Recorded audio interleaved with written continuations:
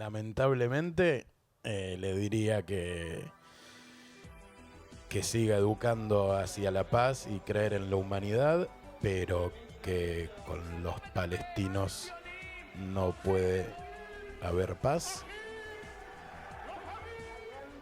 y que no podemos ser buenos vecinos porque quedó demostrado el 7 de octubre. Esto es Ben Ayugot, un podcast para leer entre líneas.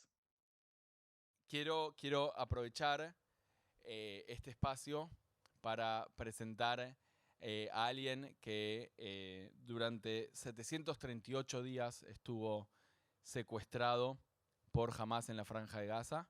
Eitan Orn está aquí junto a nosotros hoy. Su nombre fue... Eitan, podés acercarte, estás invitado. Un aplauso.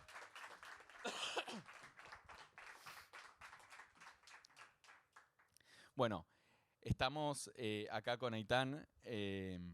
Eitan, tu nombre, tu cara fue vista en casi todas las capitales del mundo. Nosotros acá tenemos muchos influencers y mucha gente en todo el mundo que pedía por tu liberación mientras vos estabas secuestrado en la Franja de Gaza. Y a Eitan se le quitó algo que a nadie se le debería haber quitado, que es ni más ni menos que su libertad.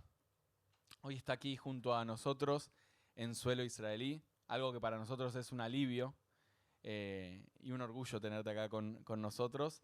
Así que bienvenido a la libertad, bienvenido a casa, Eitan, ¿cómo estás? Muchas gracias a ustedes. ¿Bien? Mentira, Bueno, pero bien, sí. Me gusta porque si Eitan ya está bien, o sea, ¿qué nos queda a nosotros? Tenemos que estar perfectos. A ver, vamos a empezar. En este momento me gustaría que vos puedas contar tu experiencia. Vamos a empezar un poco por la visita o los días previos al 7 de octubre. Estamos hablando, vos vivís en Kfar Saba, una ciudad en el centro de Israel, y justamente ese día, el viernes anterior, estabas de visita en el kibutz Nir Oz, vos no vivías ahí. ¿Cómo era un viernes a la noche típico con Yair, tu hermano Yair, que es residente del kibutz Nir Oz? Correcto. Para empezar, ese fin de semana yo le había dicho a mi hermano que le iba a ir a visitar, como tantos otros fines de semana. Le cancelo, me llama y me dice, vení que es el último fin de semana que la piscina, alberca, pileta, todos los idiomas, está abierta, no te lo pierdas. Bueno, dale, buenísimo. Y así fue que al final sí decidí ir a Nir Oz ese fin de semana. ¿Te metiste a la pileta? Lamentablemente no, no llegué. Lo dejamos para el sábado, pero hubo un pequeño inconveniente. ¿Recordás qué comieron, qué hablaron? No, la verdad que no, pero como cualquier otro fin de semana, mucha risa, mucho humor, hablando de la vida, yendo al pub, que Yair era el encargado del pub en Nir Oz, ayudándolo ahí. El viernes a la noche había como un ambiente raro. Yo menos creo en esas cosas, pero hubieron muchos indicios, como al final sucedió el 7 de octubre. Mirándolo para atrás podés entender que hubieron muchos indicios. Si no hubiese pasado el 7 de octubre no hubieran sido indicios, pero había un ambiente, la verdad se respiraba un ambiente raro. Y yo de hecho, cuando yo hice Aliyah a un kibutz al norte, que ese kibutz se fundó en Homau Migdal. Bueno, después... Torre empalizada después. Entonces yo le decía, lo molestaba a Yair y le decía que ahí en Nir Oz no saben nada, simplemente unos misiles que le llueven por arriba, nosotros en el norte luchamos. Pasaron 4 horas y 7 de octubre. Claro. Ustedes como hermanos son muy unidos, vos y Yair, pero también distintos en esa dinámica de hermanos. ¿Quién cuidaba a quién? ¿Cómo era esa dinámica de hermanos? Yo soy el hermano menor, así que sin dudas, tanto Yair como Amos, hasta el día de hoy me siguen cuidando. La realidad es que el 7 de octubre, cuando escucho el primer Allahu Akbar y los tiros, mi cerebro se apaga y Yair, por suerte, su cerebro no se apaga y empieza a manejar la situación. Y manejar la situación es también darme indicaciones a mí de dónde ponerme porque las balas me pasaban por al lado. En ese sentido vos estás hablando, ¿en qué horario fue a la mañana? ¿Recordás cómo fue esa mañana? 7 de la mañana. Yo estaba durmiendo en el salón y ahí su habitación es el cuarto de seguridad. Suena la primera alarma.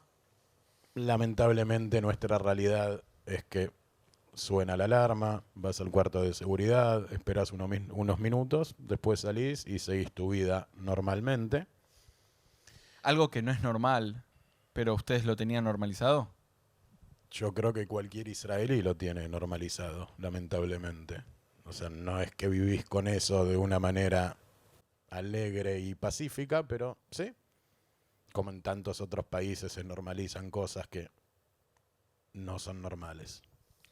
Y en ese momento ustedes estaban en el refugio. ¿Y cuál es el primer encuentro con esto que vos mencionabas, el Allahu Akbar o los terroristas que ingresan? El primer encuentro, cuando se lanza el primer cohete misil desde Gaza, ya los terroristas y los ciudadanos que entraron en cantidades a Israel ya estaban en territorio israelí. Cuando escucho el primer Allahu Akbar empiezan los disparos y se empieza a escuchar gritos no solo de terroristas, sino también de mujeres y niños. Mi primer contacto... Perdón, mujeres y niños en el kibutz. No, que entraron... ciudadanos de Gaza que entraron a Israel a formar parte de la masacre del 7 de octubre. Ok, vos escuchás todo eso y vos estabas en ese momento escondido en el refugio. Estaba sentado en el cuarto de seguridad, sí. No es escondido, pero sí. ¿Y entraron ahí a tu casa? Entraron a la casa de Yair, empezaron a disparar con distinta artillería. Yair entiende de que al parecer es preferible dejar de luchar porque él estaba sosteniendo, agarraba la manija de la puerta para que no entren los terroristas. Pero ya de afuera también empezamos a escuchar que hay granadas, que hay RPG, que hay todo tipo de artillería, no solamente ametralladoras. Suelta la manija y entra el primer terrorista y ahí levanta las manos. Y con el cuerpo, cuando se lo llevan, me cubre, que en ese momento yo pesaba 64 kilos más, o sea, 133 kilos. No era fácil. Pero bueno, al final no me ven y se lo llevan solo a él. Vos quedás solo en la casa y ellos no se dieron cuenta que vos estabas ahí. No. Yo quedo solo en la casa, después de unos minutos, todo el tiempo pensando cuándo iban a entrar a matarme, obviamente. Nadie se imaginó que iban a secuestrar. En ese momento fumaba, decido ir a fumar el último cigarrillo, salgo del cuarto de seguridad, me asomo a la puerta de la casa y ahí veo todas las casas de alrededor prendidas a fuego, veo a los terroristas, veo a las mujeres y a los niños robando todo lo que se pueden robar y entiendo de que no voy a tener tiempo de ni prender el cigarrillo, vuelvo al cuarto de seguridad. Pero como la verdad mi cerebro se apagó, no cierro la puerta y me quedé esperando que entren y me maten o me violen o me corten las manos. Es un grupo terrorista. Claro.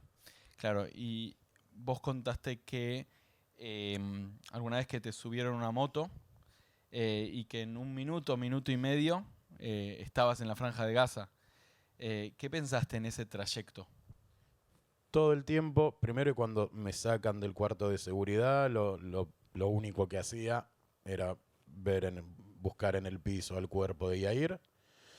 Y cuando me suben a la moto, mi primer pensamiento literal fue, ¿qué habré hecho tan malo en mi vida que en vez de matarme acá, me llevan a otro lugar para torturarme, cortarme la cabeza? No sé qué. Y sí, Niroz y la Franja de Gaza, cuestión de minutos, menos de 5 minutos, ya estaba en la Franja de Gaza.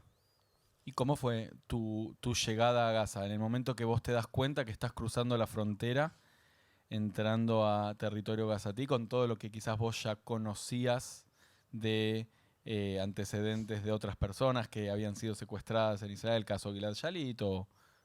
No se me vino a la cabeza eso, porque todo el tiempo yo estaba esperando que llegue el momento que me matan.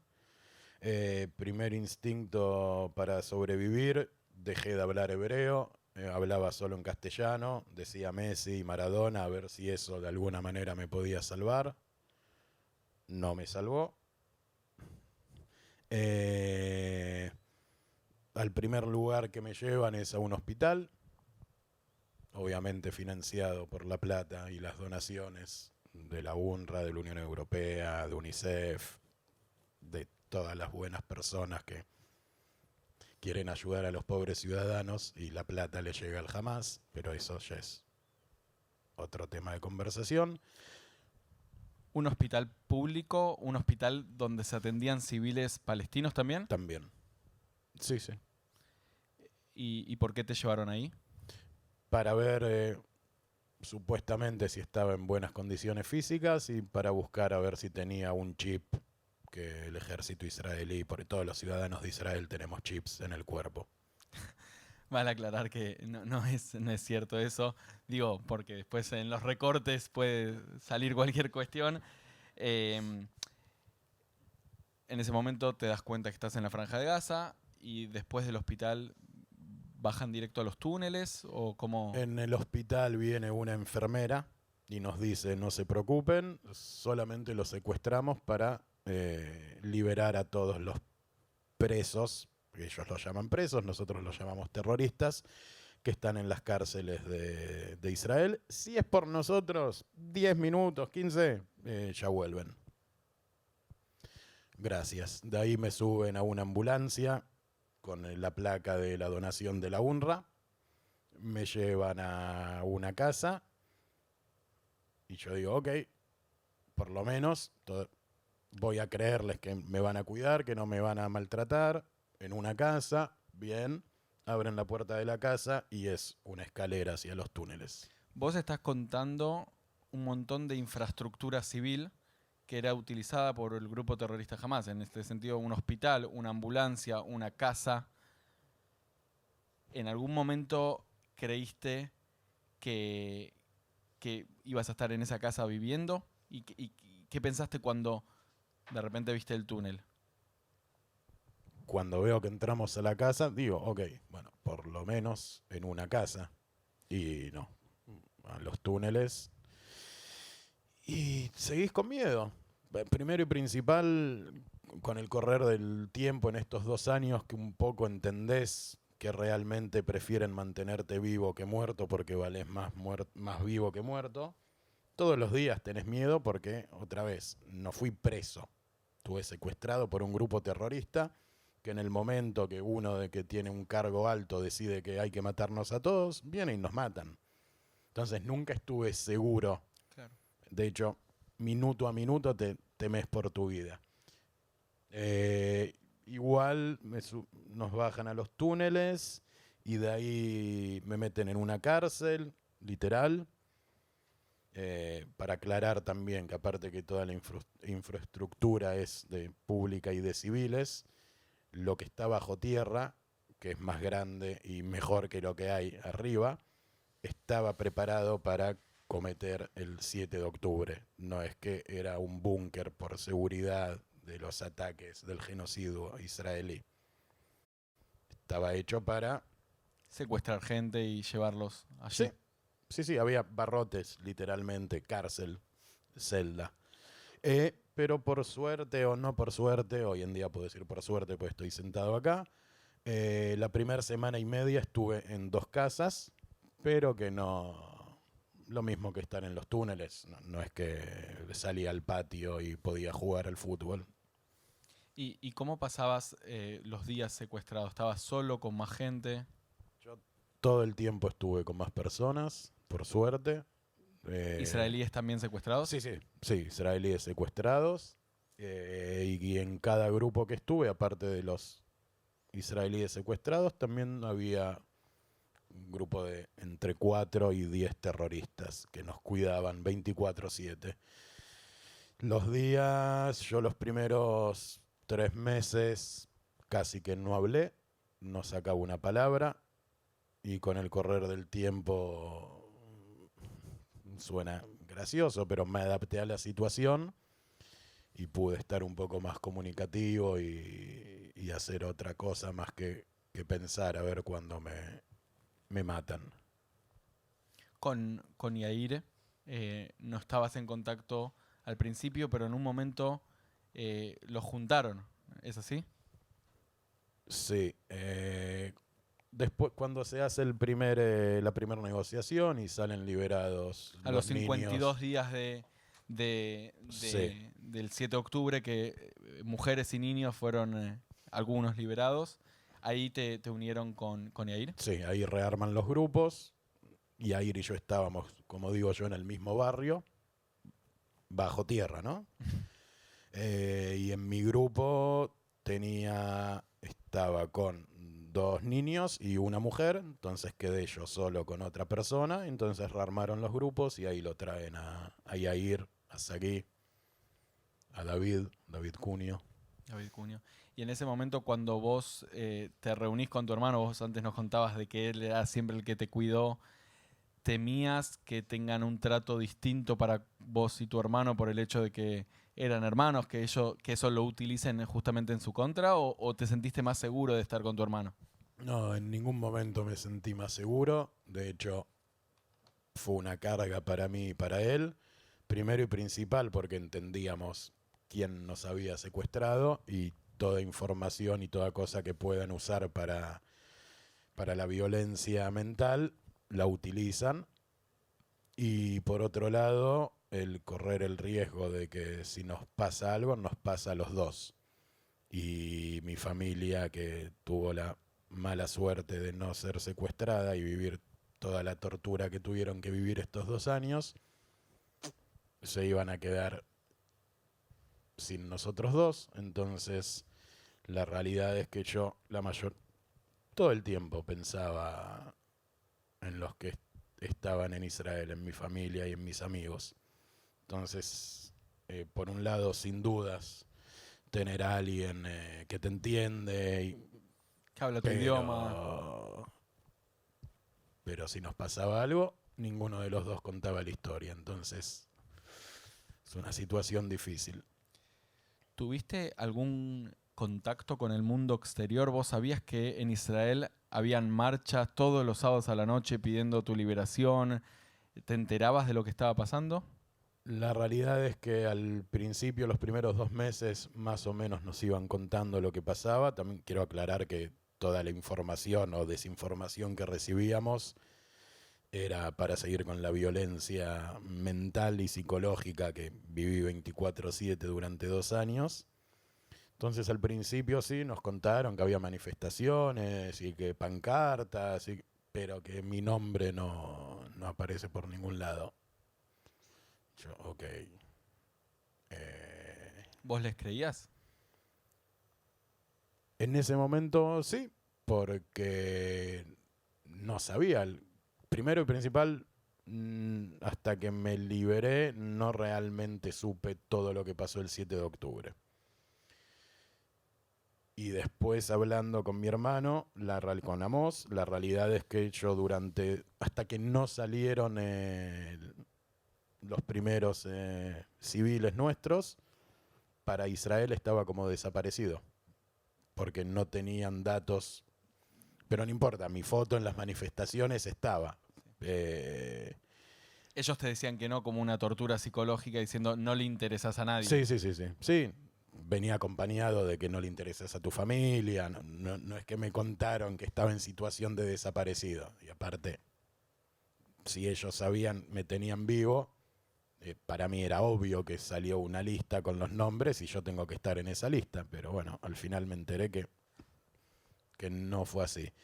Y después con el tiempo nos seguían diciendo, hay manifestaciones, pero van solamente sus familiares, no hay todos los sábados, a los judíos del mundo no les importa. Solamente una semana nos pusieron televisión y nos dejaron ver 1 hora de noticiero israelí. Después de eso, una semana nos ponían desde su televisión, que teníamos el cuarto, le digo cuarto, uno al lado del otro, y subían el volumen y podíamos escuchar. Pero después de eso, nunca más. Y sabíamos lo que ellos querían que sepamos, de la manera en la cual ellos querían que sepamos. Nosotros cuando ellos veían las noticias y subían mucho el volumen, nosotros podíamos escuchar y más o menos armar el rompecabezas, pero era todo en árabe. Nosotros algo aprendimos, pero teníamos que unir las piezas y imaginarnos qué es lo que está pasando. Claro. ¿Y tenías esperanza de que haya alguna misión de rescate? ¿Eso era algo que los terroristas temían? No, tenía esperanzas de que Israel no intente rescatarnos, porque sin saber los intentos fallidos de los rescates, nosotros, cada vez que el ejército estaba cerca nuestro, las órdenes que tenían los del Hamas eran matarnos, porque obviamente no iban a dejar que nos rescaten vivos. 2 veces con metralladoras en mi cabeza, esperando de que se acerquen demasiado y disparen, y después ya aprendieron y entendieron. Entonces, en los lugares que estamos, primero que todos los túneles tienen y tenían dinamita y explosivos para volar Israel por el aire, no solamente la franja de Gaza. O sea, ellos estaban preparados en el caso de que se acerquen las tropas israelíes Sí. detonar todo. Sí, entonces también no quería que mueran soldados nuestros intentando rescatarnos, porque era imposible. En el momento que entraba un hayal, un soldado, a los túneles donde estábamos nosotros, es apretar un botón y nadie contaba la historia, y había cámaras, no es que Claro. están totalmente preparados para eso, sabían exactamente. Vos contabas que estuvieron, después del primer acuerdo de los 52 días, empezaste ahí a estar secuestrado junto a tu hermano Yair, que en algún punto era un alivio, pero por otro una preocupación. ¿Hubo momentos de humor, de charlas con tu hermano? Todo el tiempo. A pesar de la situación, de la pesadilla y de la tortura, de la poca comida, de la higiene inhumano, de todas las condiciones inhumanas, del maltrato físico, maltrato no, bueno, físico, sexual y mental,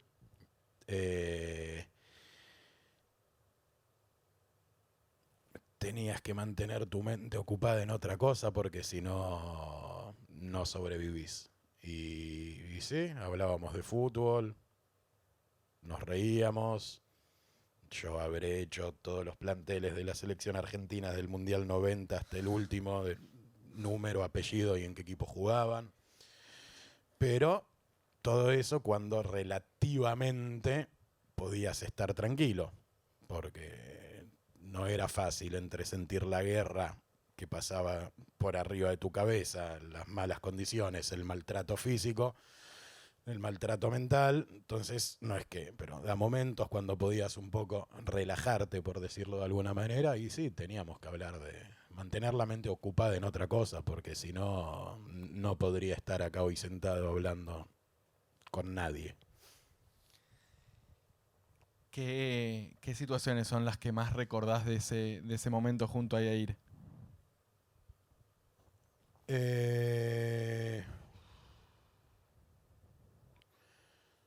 Bueno, una que la contamos ya varias veces, cuando nos podíamos bañar, que quiero aclarar que bañarse era con una botella de medio litro, 1,5 litros de agua sucia y hacer de cuenta que te bañás.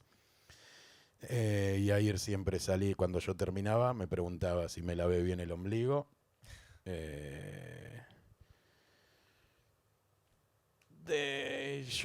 Yo hacía muchos chistes a los terroristas. ¿Se reían? ¿Ellos? No, nosotros sí. Porque no entendían, o sea, no. ¿En español o en hebreo les hacía? No, en árabe. En árabe. Trataba en árabe. Y después teníamos una dinámica muy, muy divertida. Por ejemplo, también para normalizar un poco el maltrato. Por ejemplo, de vez en cuando venían y nos obligaban a cortar el pelo. Lo podés tomar de la manera real que era para seguir con la violencia, o lo podés tomar por el lado de hay que cuidar el higiene, porque no hay higiene, entonces buenísimo que me corten el pelo, pero cada vez que venían a cortarnos el pelo yo jugaba que estaba en una peluquería, les pedía cortes especiales, si me cortaban mal el pelo les decía que no les voy a pagar. Como una manera de mantener algo de normalidad. Sí, pero inconsciente, porque por un lado es una técnica y una táctica para sobrevivir, pero por otro lado son fucking terroristas y que si en ese momento no tenían ganas de escuchar mis chistes, me podían matar, me podían pegar o me podían sacar la poca comida que me dieron ese día. Pero bueno. Claro. Vos estás contando un montón de situaciones junto a tu hermano Yair, y hay un momento en estos 2 años, en estos 738 días, que fue bastante clave, que es que en febrero de 2025 Yair es liberado y vos te quedaste 8 meses más ahí. ¿Cómo es que se lo comunicaron esto a ustedes? Entra un día el encargado de nuestro túnel, todavía sin las cámaras, pero ya sí con comida y con bebida, entendemos que algo pasa. Y nos cuenta que se firmó un acuerdo, que hay tres pasos a seguir y que en el primer paso salen 60 civiles secuestrados israelíes, entre vivos y muertos, y que de nuestro grupo salen 2. ¿Quiénes creen que son los 2 que van a salir? ¿Él se los pregunta a ustedes? Sí. Y ¿Cuántos eran en el grupo? 5. Y nosotros entendemos que nosotros elegimos quiénes son los 2 que salen, sabiendo que en realidad no, pero anda a saber, con todo lo que está pasando, tal vez sí. Que otra vez digo, todo eso es parte de la tortura mental y psicológica 24/7 durante 738 días. Y entonces nos dice, bueno, no les podemos decir quiénes son los 2. En el momento que sepamos, les decimos. Entonces esa semana fue la semana más larga de nuestras vidas porque la dinámica en el grupo es todo el tiempo pensar quiénes son los 2. Claro. Por suerte no llegamos a maltratarnos, pero entendíamos, no sé cómo explicarlo, fue la poca comida que teníamos, el que todos entendimos que Yair salía seguro. ¿Por qué? Por su edad y por su condición de salud. Y que el segundo iba a ser entre yo y Sagui. Sagui también porque es ciudadano de Estados Unidos y tenía el hombro Sagui estaba muy lesionado. Y yo por mi edad y mi enfermedad, pero mi enfermedad entendía que nadie la conoce. Entonces había un ambiente muy pesado porque la poca comida que nos traían, entonces todos pensamos, bueno, a ver, el que sale de acá una semana que ni coma. O, Claro. dejanos la comida. O empezar con, bueno, si salís vos, decile a mi familia. Y no, ¿y por qué no? Todavía no sale nadie, ¿no? Fue una tortura esa semana. Sí. Y yo todo el tiempo pensando de si me tengo que despedir de Yair, no me tengo que despedir de Yair. Y pasan 5 días y traen las cámaras y en ese momento nos avisan que Yair sale y yo no. Y el famoso video despedida mío. Un video que, bueno, muchos de nosotros lo vimos, que fue bastante fuerte. No podemos ni imaginar lo que es desde ese lugar. ¿Qué le dijiste? ¿Le pediste que diera un mensaje a alguien?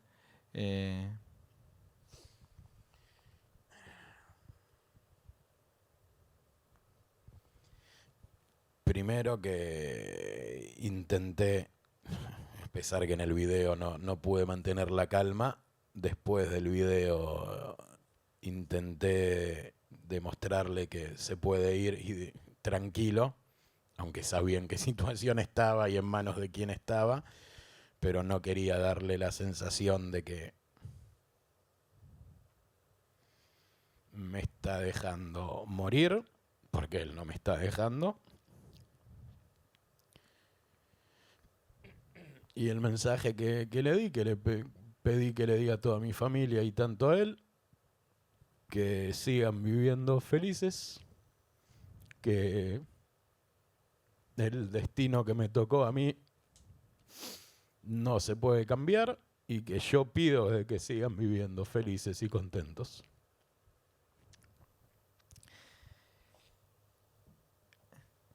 Estuviste 8 meses después de que él salió en soledad, casi 250 días más desde que él se fue hasta que vos saliste en octubre.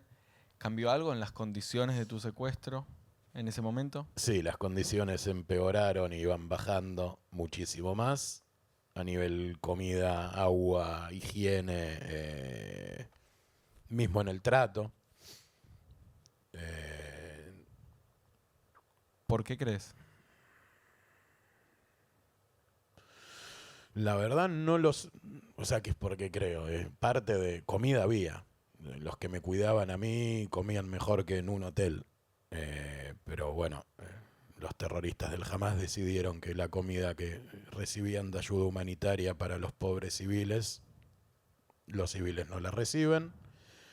Y a nosotros nos tenían que mantener, no nos teníamos que morir, pero de ahí a darnos mucha comida y que estemos sanos, no. Parte del maltrato mental y físico. Yo bajé, cierto, pesaba 133 kilos, no es muy sano, pero bajé 64 kilos no haciendo deporte ni una dieta sana. Eso también es maltrato físico. Sin duda. Y al contrario de otros grupos de secuestrados, en los últimos días que ellos ya sabían que se firma y que se termina, que no se termina, pero lamentablemente no se terminó la guerra todavía, y no liberaron a Rankvili, que queda todavía secuestrado ahí, Sí. nos empezaron a bajar más la comida todavía. A diferencia de otros lugares que le subieron la comida para que salgan en mejor condición física y se los vea mejor en la televisión. Claro, porque acá se hablaba mucho de que seguramente les den más comida. A ustedes les pasó al revés, o sea, les dieron menos. Nosotros, sí.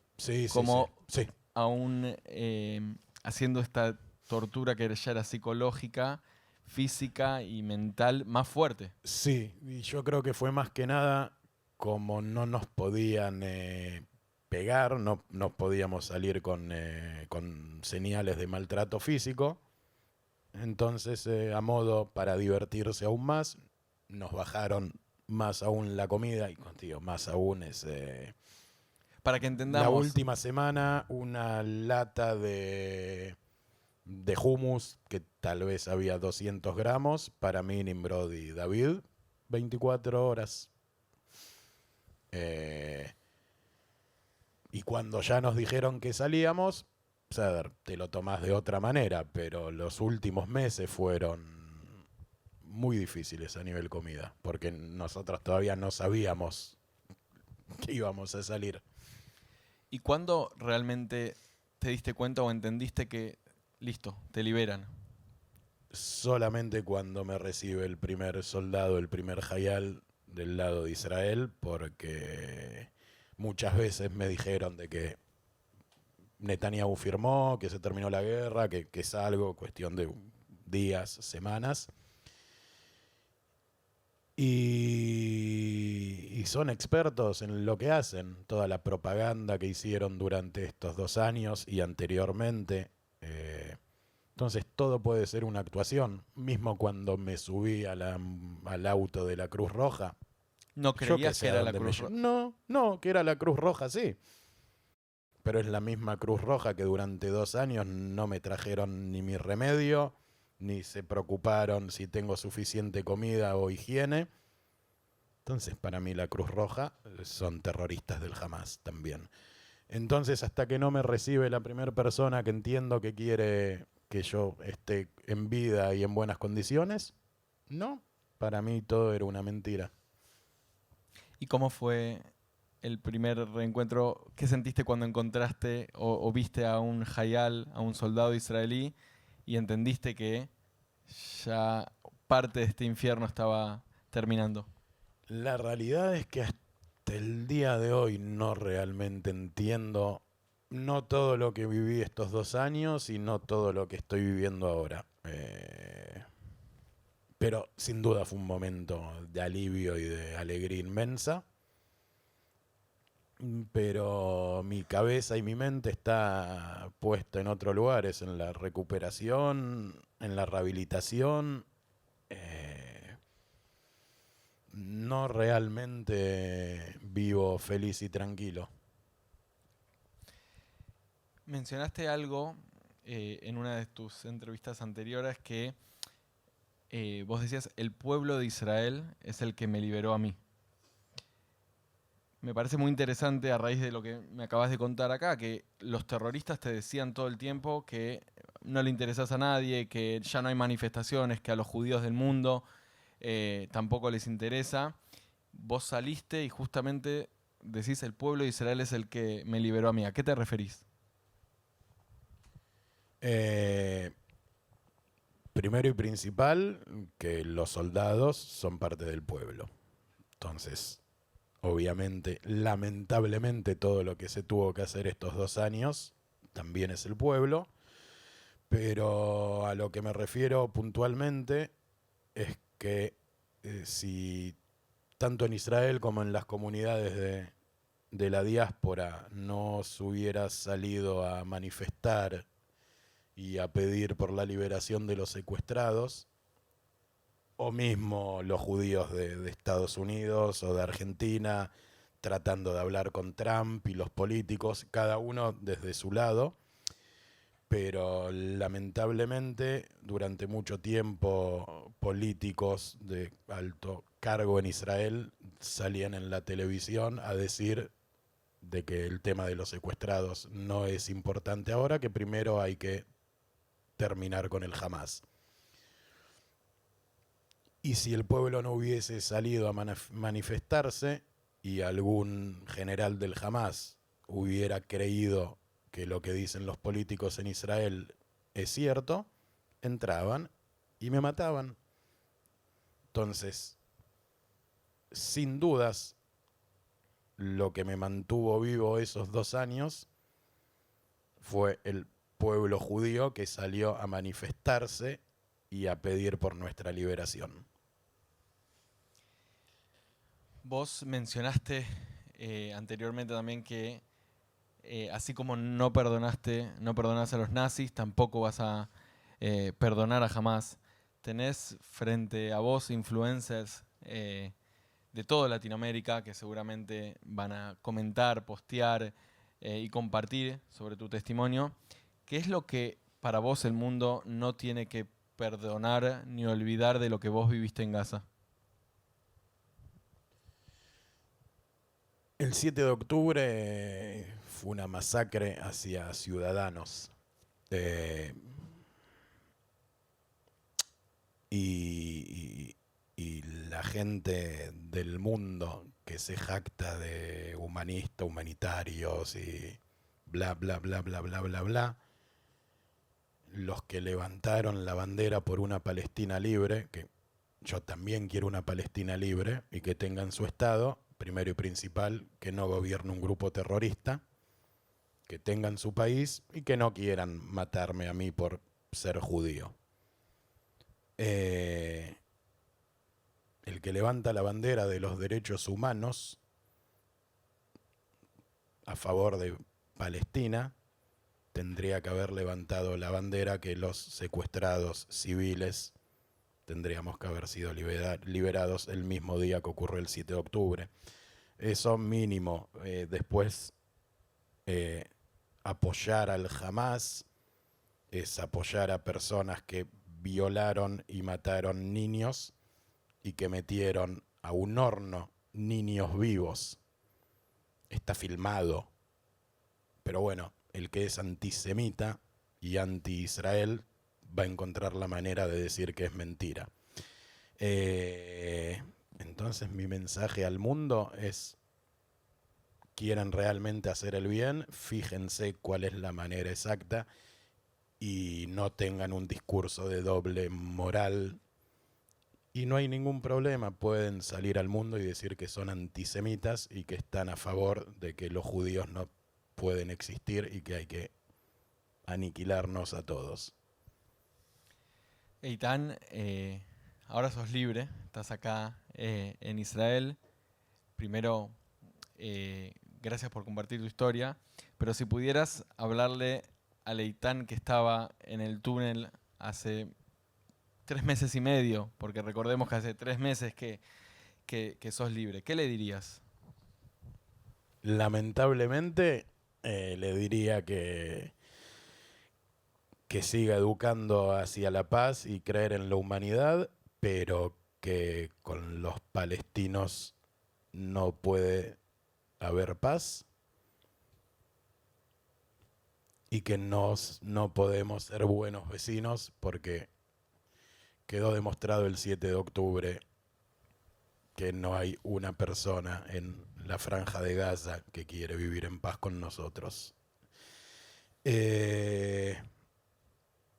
Sí creo y quiero seguir creyendo que de acá a unos años, si él deja de regir un grupo terrorista y se cambia la educación que se recibe no solo en la franja de Gaza, sino en toda Palestina, que los libros de los niños que están en primer grado aprenden a leer diciendo que hay que matar a los judíos, cuando los palestinos reciban la misma educación que recibimos nosotros, una educación hacia la tolerancia, hacia la paz, a valorar la vida y poder vivir como una persona normal y valores justos, ahí sí voy a volver a creer que se puede vivir en paz con ellos. Pero en este momento, no. Y espero que sea de acá a poco, pero lamentablemente es como nos pasó a nosotros, a los judíos, que tuvimos que caminar 40 años en el desierto para que se nos borre la mentalidad de esclavos. A ellos no sé cuántos años tendrán que caminar por el desierto para que se les borre la mentalidad de terroristas, de asesinos y de violar y matar niños, mujeres y ciudadanos. Claramente vos lo viviste todo eso en carne propia. Y Eitan, no hay palabras, creo, en el diccionario, ni en hebreo, ni en español, para describir tu esfuerzo físico, mental y emocional a la hora de estar compartiendo con nosotros tu historia. Por eso te quiero agradecer. Durante 738 días quisieron borrarte, quisieron que nadie recuerde quién es Eitan. Tortura física, psicológica, mental, emocional. Pero hoy estás acá, junto a nosotros, en Israel, contando tu historia y dándonos a nosotros la oportunidad de escucharte y de entender realmente, más allá de los titulares, más allá de lo que los artículos periodísticos cuentan, qué fue lo que pasó, cuál es la experiencia de un israelí que fue secuestrado por un grupo terrorista como Hamás en la Franja de Gaza.